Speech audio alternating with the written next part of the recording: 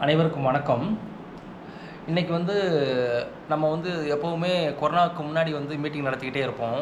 யாருக்கு அப்படின்னா ஹெச்ஐவினால் தொற்று இருக்கவங்களுக்கு நடத்திக்கிட்டு இருக்கோம்.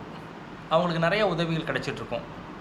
இப்போ கொரோனா வந்ததுக்கப்புறம் அவங்களுக்கு எந்த உதவியும் கிடைக்கிறது கிடையாது. ஏன்னா கொரோனா அதை விட மோசமான நோய். அது மோசமான நோய்ங்கிறதுக்கப்புறம் தொற்று அப்படிங்கிறது நம்ம சொல்லியிருக்கோம். இப்போ ஹெச்ஐவினால் பாதிக்கப்பட்ட மக்கள் இருக்காங்க. பாதிக்கணும் தொற்று உள்ளவங்க ரொம்ப காலமாக இருக்காங்க.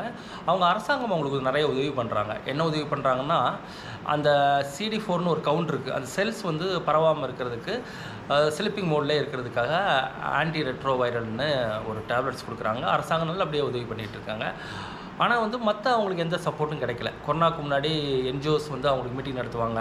அவங்களுக்கு நியூட்ரிஷன் கிட்டு கொடுப்பாங்க. ஏன்னா மருந்து சாப்பிட்றவங்க நல்ல உணவுகள் சாப்பிடணும். அந்த உணவுகள் அவங்களுக்கு கிடைக்கிறது கிடையாது. அவங்க காச நோயினால் பாதிக்கப்படுவாங்க. தொற்று நிறையா வரும்.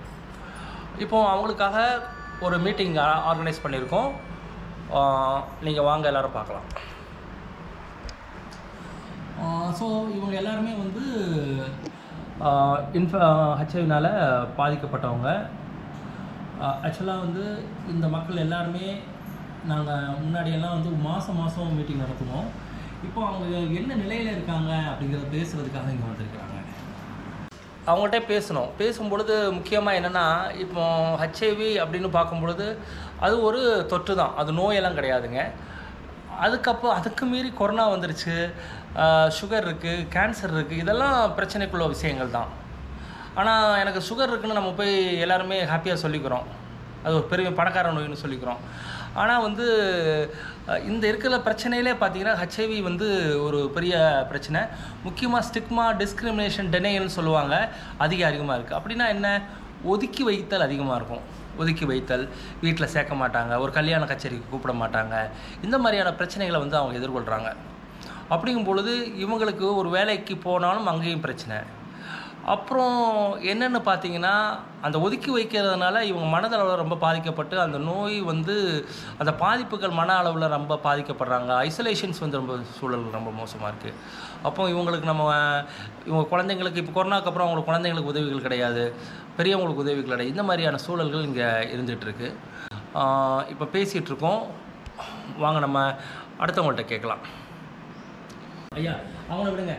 அவரை சொன்னாத விட நீங்கள் என்ன மாதிரி பாதிப்புகள் இருக்கீங்க? நல்லது கெட்டதுக்கு யாருமே நம்மளை அழைக்க முடிகிறாங்க. ஏன்னா இந்த நோய் இருக்கனால நம்ம குழந்தைங்களுக்கும் மற்றவங்களுக்கும் பரவுங்கிற ஒரு எண்ணத்தில் நம்மளை ஒதுக்கி வச்சு எல்லா காரியமும் பண்ணிக்கிறாங்க. அப்போ நம்ம ஒதுக்கப்பட்டவர்களாக இருக்கிறோம். உங்களுக்கு என்ன உதவிகள் தேவைப்படும்? ஏதோ எங்களால் வேலைக்கு போனாலும் 2 நாள் கூப்பிட்றோம், 3 நாள் நோய் இருக்குது, கூப்பிட்டா மற்றவங்களுக்கு நோய் வந்துடும், நிப்பாட்டுங்க அப்படிங்கிறாங்க. இன்னும் மக்கள் மத்தியில் விழிப்புணர்வு இல்லையா? இல்லைங்களே, இன்னும் அது கடைப்பிடிக்கல மக்கள்லாம். அப்போது இந்த மாதிரி சூழலில் ஐயாவுக்கு என்ன உதவிகள் தேவை?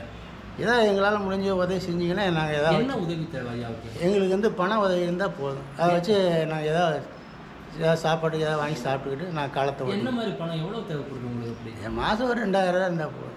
மாதம் ஒரு 2000 ரூபா இருந்தால் நீங்கள் பிழைச்சிடுவாங்க? பிழைச்சிடுவோம்.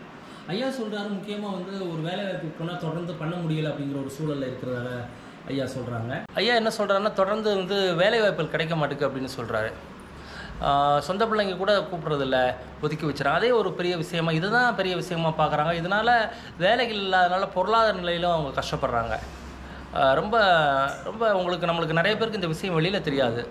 அரசாங்கம் உதவி பண்ணுது.